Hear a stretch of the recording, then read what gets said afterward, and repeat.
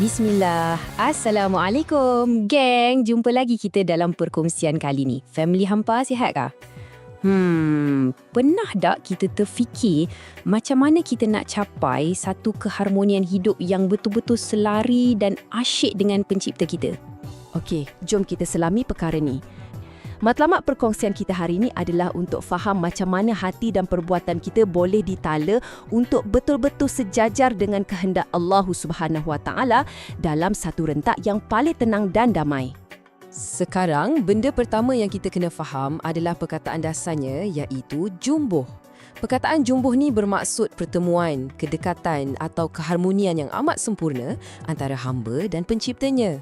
Tapi kena ingat geng, poin yang paling penting di sini, ini bukanlah penyatuan fizikal secara literal macam gula larut dalam ayak. Dah. Apa sebenarnya jambuhing kaula Gusti ni? Maksud sebenar konsep ni adalah persediaan jiwa, iaitu jiwa yang telah dibersihkan sepenuhnya daripada ego untuk menerima dan selari 100% dengan kehendak Allah Subhanahu Wa Taala. Hati kita dah tak ada sengketa, tak ada keluh kesah, hanya menurut dan berserah bulat-bulat kepada aturannya. Penyerahan yang kami sebutkan tadi, dia akan bawa kita kepada satu pengalaman rohani yang dinamakan fana. Fana ni secara mudahnya adalah kematian ego secara mutlak. Satu proses penyerahan diri yang memang wajib ada supaya kita biarkan ilahi yang memimpin setiap tindakan dan hembusan nafas kita. Selagi dalam hati hampa ada rasa aku yang pandai, aku yang hebat beramal, selagi itulah ada dinding pemisah. Matikan keakuan itu. Untuk pasakkan lagi kefahaman ni dalam dada, kita kembali kepada asas yang kita dah belajar dari kecil, iaitu sifat 20. Allah Subhanahu Wa Taala memiliki sifat-sifat kesempurnaan yang infinity, maha berkuasa dan berdiri dengan sendirinya tanpa bergantung pada apa-apa pun. Sifat-sifat ni sangat agung, berbeza sama sekali dengan had keupayaan manusia yang serba-serbi kekurangan.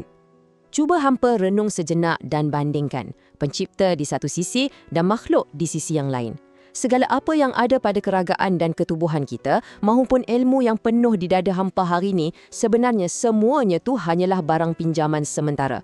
Satu masa nanti, ia akan ditarik balik dan kita akan bertukar jadi debu tanah.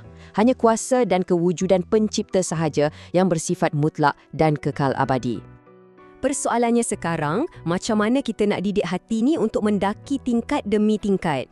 Para ulama yang arif dah petakkan perjalanan hati ni ke dalam 4 fasa yang saling terikat kukuh. Memang tak boleh dipisahkan langsung. 4 fasa ni adalah syariat, tarikat, hakikat dan makrifat. Ini adalah peta navigasi utama untuk jiwa kita. Pintu gerbang yang paling utama sekali adalah syariat. Syariat ni asas hukum hakam. Amalan fizikal macam solat, 5 waktu, puasa dan zakat. Ia tersangatlah penting untuk menjaga perbuatan hampa dari kesesatan dan meletakkan jasad hampa pada landasan yang betul.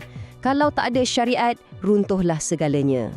Bila gerbang pertama tu dah teguh, barulah kita melangkah masuk ke fasa kedua, iaitu tarikat. Tarikat ni adalah perjalanan praktikal dalaman kita. Ia adalah jalan zikir, amalan pembersihan untuk mencuci hati dari segala kecintaan duniawi dan nafsu amarah. Dekat sinilah tempatnya hampa menggosok dan menghancurkan karat-karat ego di dalam dada secara berterusan. Nanti, bila cermin hati itu dah makin bersih dan bersinar, hampa akan dikurniakan pandangan hakikat. Hakikat ni satu kesedaran mendalam yang mana hampa mula nampak dan sedar setiap pergerakan daun yang gugur, setiap realiti yang berlaku depan mata hampa, semuanya berbalik dan bersumber dari kudrat Sang Pencipta. Tiada lagi daya dan upaya dari kita, melainkan semuanya gerak daripadanya. Dan akhirnya, sampailah kita di puncak pencarian jiwa, iaitu makrifat. Makrifat ni adalah pengenalan yang sebenar-benarnya. Pada tahap ni, hamba itu benar-benar rasa fana, lenyap terus dari memikirkan dirinya sendiri sebab hatinya dah tenggelam sepenuhnya dalam merasai kehadiran dan kesedaran terhadap ilahi. Untuk hampa lebih nampak, kami nak kongsi satu contoh klasik dari kearifan orang-orang silam, iaitu analogi benih dan pokok. Hampa bayangkan sebiji benih yang duduk rileks di dalam sebatang pokok. Pokok tu ibarat kewujudan alam semesta di sekeliling kita ni yang sentiasa diliputi rahmat ilahi. Manakala benih kecil tu pula adalah jiwa kita yang tumpang berlindung di dalamnya. Benih dan pokok itu menyatu dalam persekitaran yang sama untuk teruskan hidup. Akhirnya, benih ini akan disempurnakan perjalanannya. Ia tumbuh dan melahirkan bunga serta buah. Buah ni akan membawa benih-benih baru yang ada kalanya memberi manfaat dengan keadaannya atau mudarat sesuai dengan tingkah laku buruknya. Macam tu jugalah jiwa kita. Ia tumbuh di bumi sementara ni untuk laksanakan fungsi dan tanggungjawabnya. Jadi, sesiapa yang dah benar-benar mengenal dirinya, maka akan kenallah dia dengan tugas dan tanggungjawab yang dah tertulis untuk dia, sesuai dengan pancaroba dan ujian hidup yang perlu dia lalui di bumi ni. Bila hati dah jumbo, dah bersatu frekuensi dengan kehendak ilahi, segala tindak tanduk kita pasti akan dipimpin olehnya. So sekarang kami nak tanya hampa satu soalan. Hampa buah durian ke manggis? Ke rambutan? Berapa puluh tahun hampa hidup kat bumi ni, hampa kenai tak lagi diri hampa sendiri? Geng, penjelasan mendalam ni tak bermakna kita boleh sesuka hati tinggal amalan syariat kita sekarang. Jangan silap faham. Malah, kita kena lebih kuat beribadat. Tingkatkan ibadat tu dengan makna yang sebenar. Terma yang tertulis dan kita bincang ni bukan sekadar falsafah untuk disuap ke akal, tapi ia adalah peta untuk perjalanan pulang yang perlu dialami dan dirasa di hati.